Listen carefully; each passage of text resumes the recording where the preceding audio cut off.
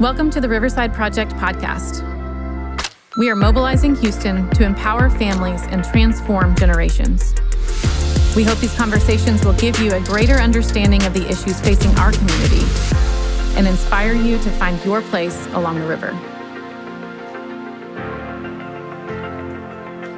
Today, we have the pleasure of speaking with Morgan and Christian, an incredible couple who've been on their foster care journey for over 3 years. Morgan is an elementary school nurse, and Christian serves as the director of nursing over 2 intensive care units. Together, they are not only dedicated to their professional lives, but also to their family. They are foster parents to 2 twin boys, and they have 2 biological children of their own, 7-year-old daughter and a 5-year-old son. Thanks so much for being with us today on the podcast. Hi. I'm so excited to chat with you. Us. Well, start off by telling us a little bit about who you are, just your kind of story and how you got to the place that you're at. So I'm Morgan, Christian. We have been married about 10 years. We celebrated 10 years of marriage this year. We lived in Austin the first part of our marriage and then moved to Kingwood area about 5 years ago. And then have been fostering now for going on 3.5 years. And it's just been like kind of a roller coaster of emotions and experiences this whole time. But yeah, I mean, anything to add? No, I mean, that's pretty much, yeah. We, in Austin, was where we got married, had our 2 kids, and kind of got more exposed to fostering early on, just through our church network there and serving in various, capacities, P&O, and just knowing people in our small groups that were fostering. And so we knew it would be a time at some point. And then, we uprooted. I said I'd never moved to Houston, Texas in my entire life, growing up in East Texas. And so I did not want to come back to the humidity, but God had different plans and family here. So here we are. Yeah. Yeah. You mentioned your church kind of helped to get you involved in knowing about foster care. What was the moment that you were like, okay, let's do it. Let's step into the process. It's time for us to do it. And let's just go for it. What did that look like? So we kind of went back and forth when we were living in Austin.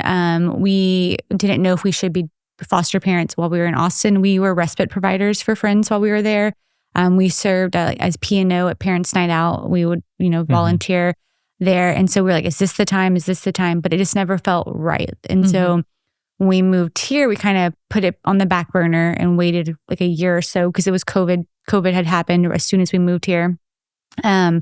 And then just kind of continuously praying through, like, when is the right season? We knew we were going to be foster parents. We just didn't know exactly when. Going back to when, like, he and I were dating, we had always talked about wanting to do international adoption. And that was something both of us kind of brought to the table when we were dating. And again, do we adopt? Do we go fostering? But it was like end of 2020, we were like, okay, it's never going to get easier. There's never going to be a perfect time. But let's just start doing the steps of going through the trainings or going to different agencies and figuring out where we want to go. We had a couple at our church. They were at our church at the time that were veteran foster parents. They had adopted. They had multiple kids in and out fostering. And we kind of spoke with them and they shared insight and kind of what we could gauge where we wanted to be for fostering or like age groups and stuff. So we really took what they had to say and treasured it because they were kind of giving us this guidance. And then, end of 2020 is when we had our first training and we were fully licensed by March of 2021. Okay. And you had 2 kids at the time? Or did that happen in between? We had our biological kids in 2017 and then 2019. So our kids were 2 and 4, or almost 2 and almost 4 when we were like, okay, we can make this next step. Yeah. It's so important to have and so helpful, I think, to have those like veteran foster families or mentor foster families that have already kind of paved the way and you can kind of see, I'm sure doing respite care ahead of time gave you a little bit of getting your toe in the water, seeing what this is like. Were there any like big surprises or things that kind of had to evolve over time? Anything that changed when you stepped in versus like now? What has kind of evolved in your perspective on fostering over that journey? Yeah. When we moved here too, again, there was no aha moment. And I think kind of bleeding into from the last question to that question, we met Jeremy and Sarah McCowan at our local church, and just seeing in practice, as respite providers, you get that kind of, I won't call it like high, but it's like, oh yeah, we're doing the for a friend in the church, and we get to experience a one weekend. And I remember going through some like pre-counseling with Jeremy, and he said, as you're getting ready to enter into this, I just want to warn.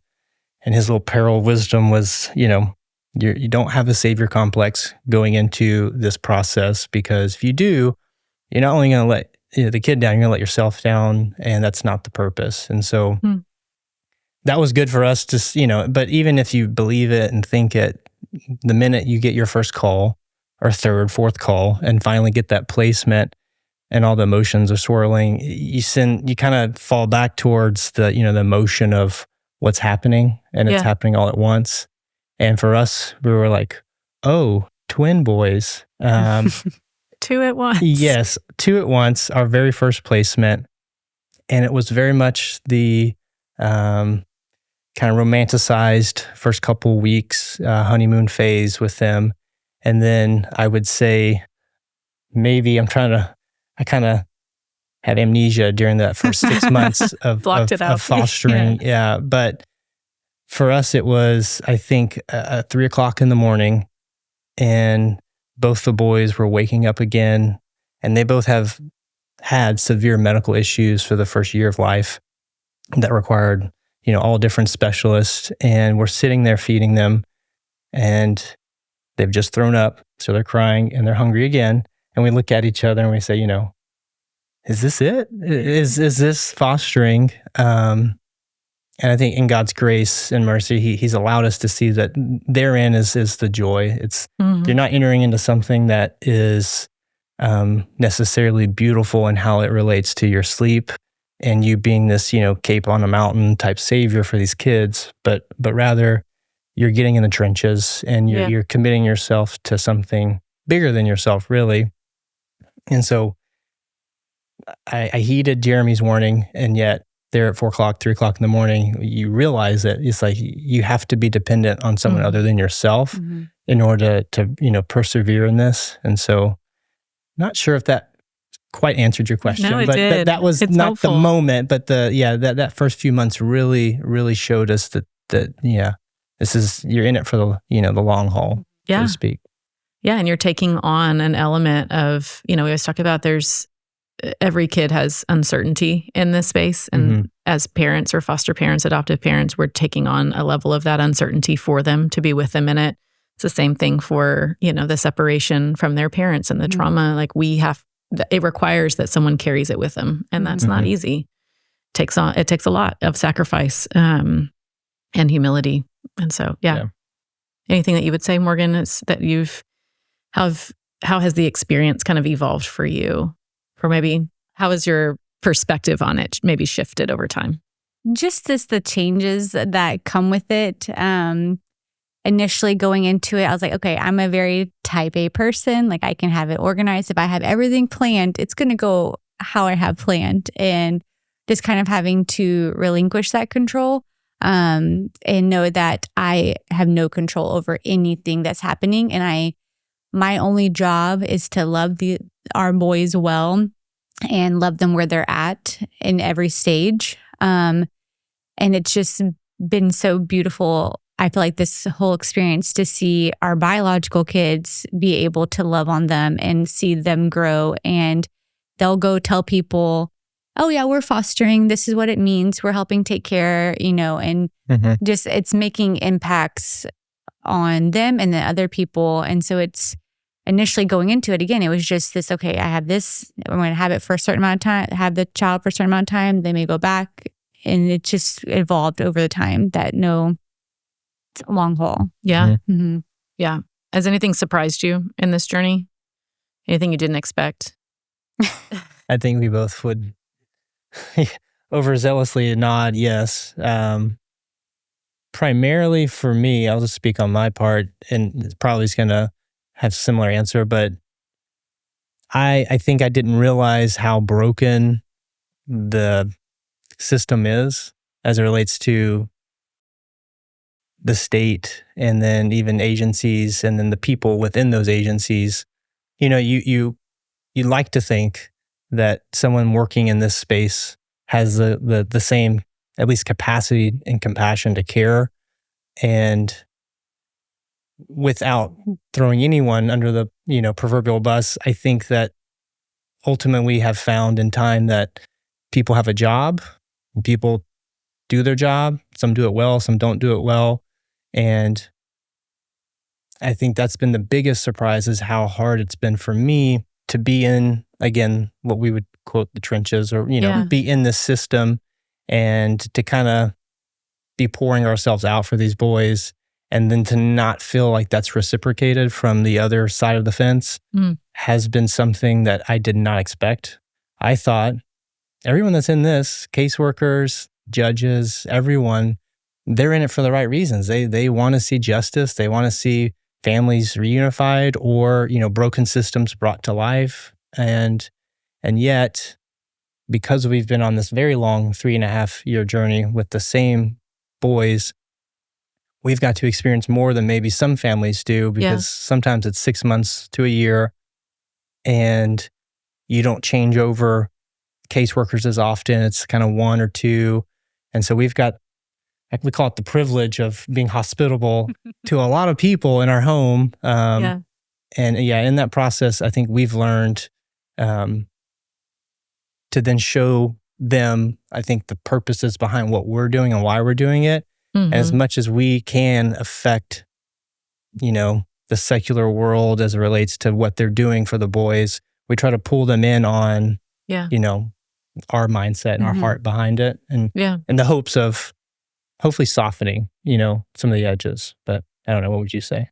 I think for me, like, the surprising is kind of, we talk about always the nature versus nurture kind of aspect of things, both of us being nurses. We brought our boys home from the NICU, and 3 weeks old. 3 weeks old.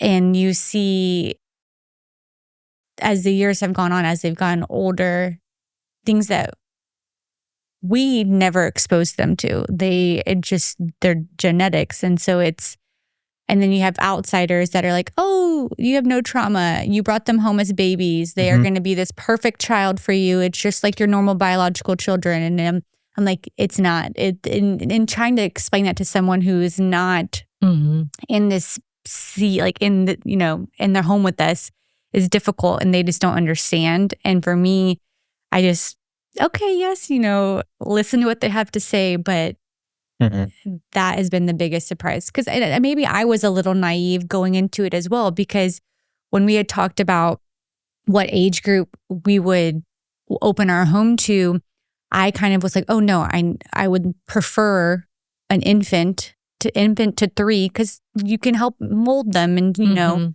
give them the love in different things, versus it's sometimes more difficult the older they are. And there I was with the cape on saying, no, 13 to 18 years old is what we're doing. And we're in our kitchen, the least our of these, room. That's what we're doing. And then, yes, Jeremy spoke into that. Yes, but just, again, no, you're good. But just that aspect of it, that I was surprised. And still to this day, as I go to ARD meetings and therapy appointments and talk to all these people, and I'm like, yes, here's the big picture. We've had them this long, but there's still things in their core that we have no control over. Again, going back to the control aspect thing. Yeah. So. And there's some truth to the fact that there are, what happens to a kid's brain, like their brains are still being formed. What you're doing is helping them in that space. But yeah, there is kind of this misconception that if you bring a kid home as an infant, they have quote unquote less trauma. And maybe it is less, but it's still very significant. Yes. What happens in the womb matters. What happens in the first few weeks of life matters. And we had someone on the podcast just recently who said something so profound and said, adoption or even foster care always starts with a death. And I think for anyone who's walked in this space, it's like, yeah, it does start with a death, and there's like this redemption and restoration process, but it is long. And we have to recognize that separation from their parents looks like a lot of different things, but it does always start from that. Yeah. You mentioned 3.5 years now. So update me on the story. So you got them at 3 weeks. They came to your home, and now we don't have to go into all the details of the case or anything like that. But what's that trajectory just been like? So you're 3 years in, not quite still to permanency. That's just give me an update on kind of where they are now. I assume they're about 3.5. Yep. Yes, they're 3.5.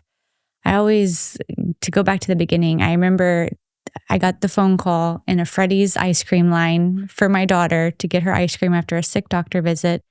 Got a phone call on a Monday, met him on a Tuesday, brought him home on a Wednesday, and we've been on this ride ever since. But their goal is adoption, and we have had, going into fostering, everyone says reunification's the goal. Reunification's the goal. So our mindset going into it was that. But since we brought them home, their goal was unrelated adoption. Okay. And so 3 years in, 3.5 years in, we are hopeful that next year will be the year. And that's what everyone wants, is for adoption. But we just are reminding ourselves that we have no say in when it's going to happen. There's been ebbs and flows of the whole case, and great days and bad days, and, good court hearings, bad court hearings. But just knowing that when it does happen, it's going to be in the Lord's timing, and reminding ourselves of that. I used to hold my breath every 3 months, I felt like, and that's how I would describe it to people that first year. And it would just be like this numbing feeling of going into a court hearing. But now I just kind of like, okay, it's coming up. Great. Like, let's see what happens or not doesn't happen, and then go from there. So it's a lot to carry for a really long time. Yes. Most cases are about a year, 18 months on a typical, whatever typical really is, case. But I would expect the lingering, okay, these kids are toddlers and they're still in foster care. What's the deal? What's going on? There is an injustice there, to have a kid in care, regardless, for that long is not good for them. To have that to not have permanency. So do you have anything to add to that, Christian? Just what was interesting was the timing, right? So COVID happened in 2020. And so 2021, when our home opened, there was an extension made by the state for the decision to be made.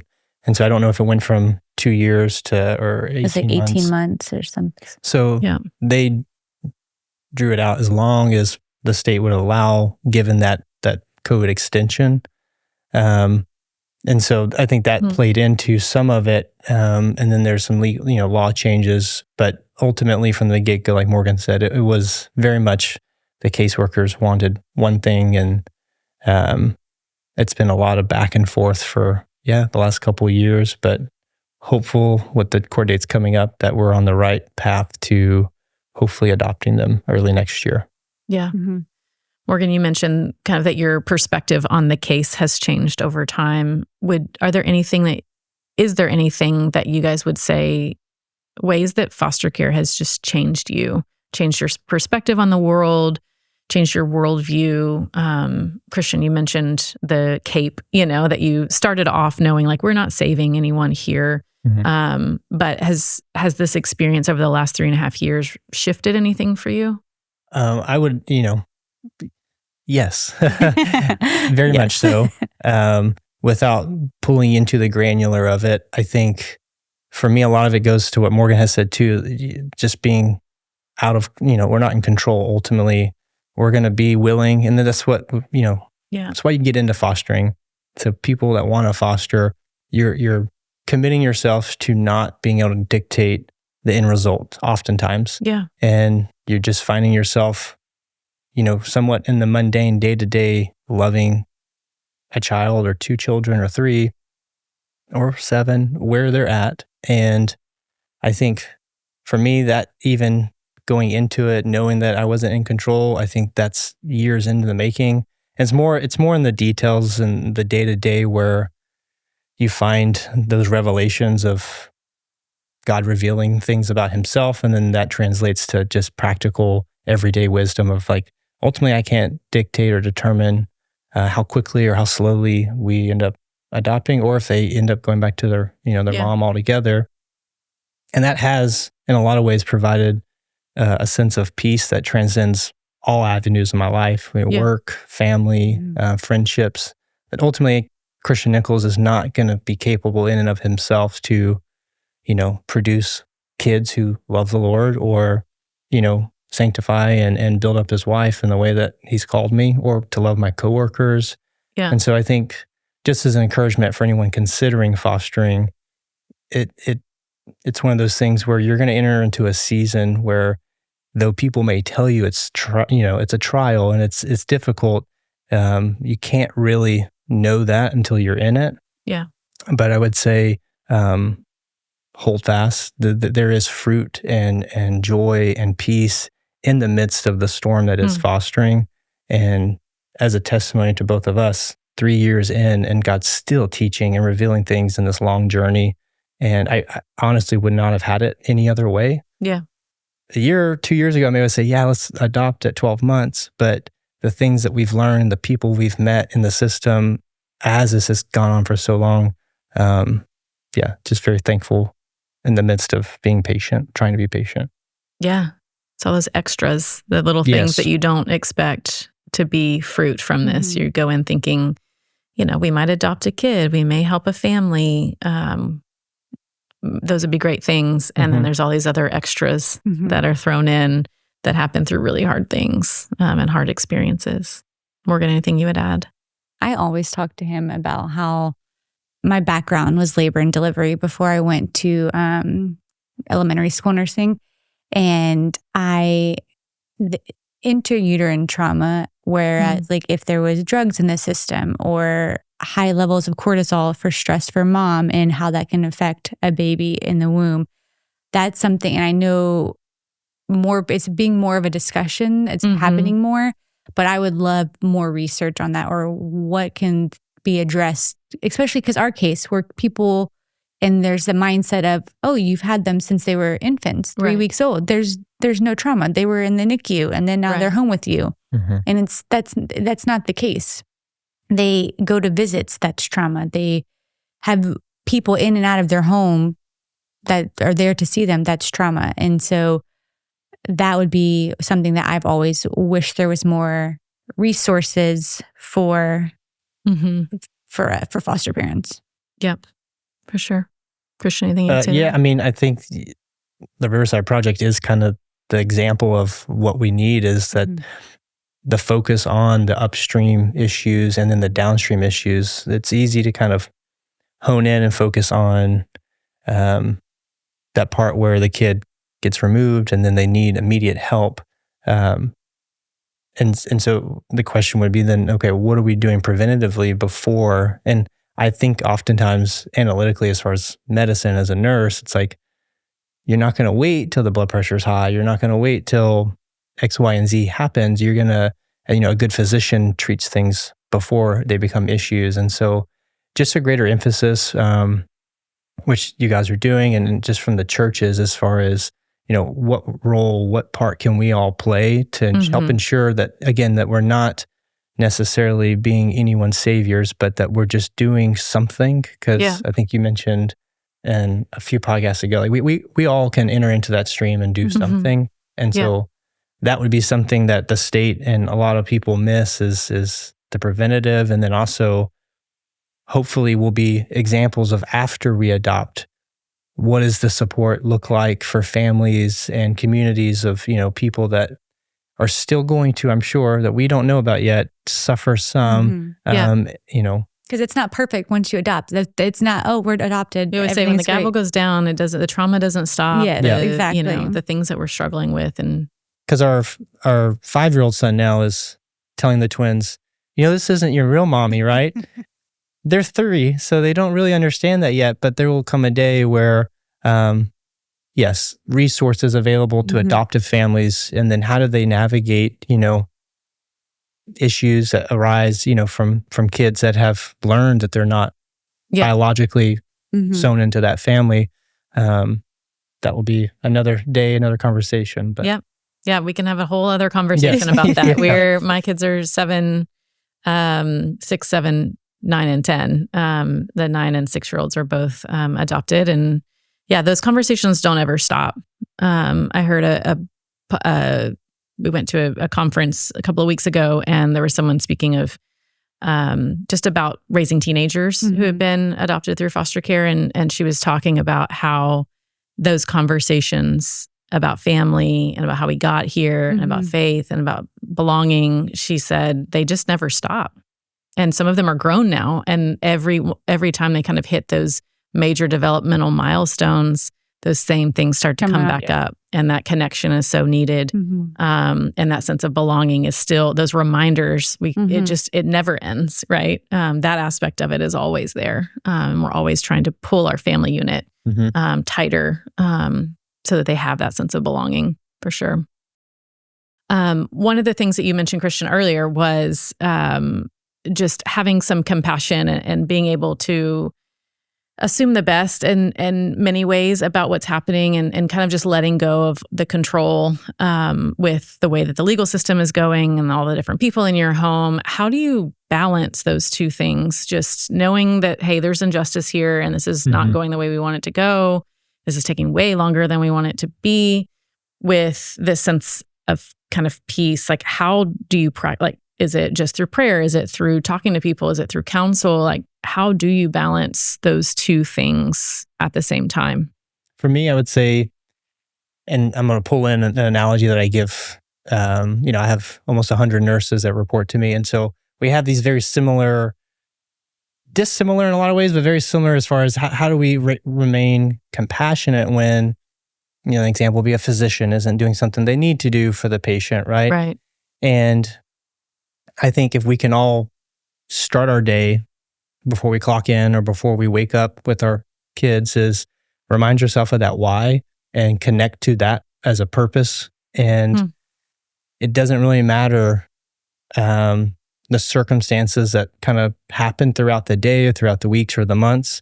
If you can connect back to why are you doing what you're doing? Right. Why are you a nurse? Or why are you a foster parent? And so for her and me, there have been a plenty frustration that were fully justified, just in very honest terms. And I think we would be lying if we didn't say there weren't frustrations, but the way we didn't allow that to overflow into, okay, we're giving them back, or we're done with this, or we're going to turn to be just bitter, would be, okay, why are we here? What is the intent behind fostering? And it's, we're going to love these boys where they're at. Yeah. And when you remind yourself of that, it kind of begins to, I guess, quiet the noise, if you will. And suddenly all the little, they didn't document that like they should have, or how do they not know that about the boys? I think you can somehow put on a hat of grace and you extend that to them, because ultimately they're in it for their own reasons. We're in it for our reason. And so we there's an accountability piece, but ultimately it's going to go back to what are we doing? Why are we doing it? And then helping ground us in that. Yeah. And that's just personally, the emotional roller coaster that it is, that's how we kind of stay even keeled, I think. Yeah. Well, yes, we subjected ourselves to this, and it could have been so much easier to never have stepped into this place, but we have had this kind of like this calling and just felt that this is where the Lord had us individually. And then once we were married, it's like that's not by mistake or anything. And so just seeing that every day, especially in those hard days, it's why am I doing this? And it again, like he said, is to love them, and then even love their siblings or their parents when I don't agree with what's going on, but just showing them love, how Christ showed me love. I'm not perfect. I still have mistakes. And the caseworkers, the lawyers, everyone is allowing them to know that when you come into our home, I'm going to give you what you need. I'm going to, what I want, what is absolute 100% best for the boys and their siblings. And so that's something that I kind of have, as the times have gone on, as the years have gone on, just giving them the information like wholeheartedly and being available to answer questions or to be support for their siblings, and just allowing it to know, going back to the why. I'm not in it for self-glorification. I'm in to love these boys and their siblings and their family if we're allowed. Yeah. So. Yeah. And that multiplies, I think, that dignifying the way that we view people and the way that we bestow dignity upon them, just in the way that we have conversations, the way that we treat others. I do think that it makes more of a difference than we realize. Over time, it starts to shift a culture in this space. We talk about that a lot as a team. As we interact with caseworkers, as we interact with judges, as we interact with different people, our hospitality towards them and our care towards them and the way that we're still all about dignity for all. And so there are times where we have to be very clear about what we feel like is needed in this space. But I do think that those interactions, even the things that we don't really realize make an impact, that type of posture, I think sometimes empowers others to have the same type of posture, and then it kind of reproduces and multiplies itself. And I do think that those little things make a really big difference over time. It shifts an entire system sometimes. Yeah, that's good. It's good. Yeah. Last question, I would say, just in this conversation, if people are listening who are foster parents currently, or even looking to become a foster parent, any advice you would give to them? We've spoken on a couple of things already, but anything that you would say, or even just a resource that you would point to? I think the biggest thing is that something we've always talked about is being vulnerable with those that are around you. Our church has had a great support system for us, but we have to ask. Like, you can't just expect people to know what you need, but just, again, letting them know.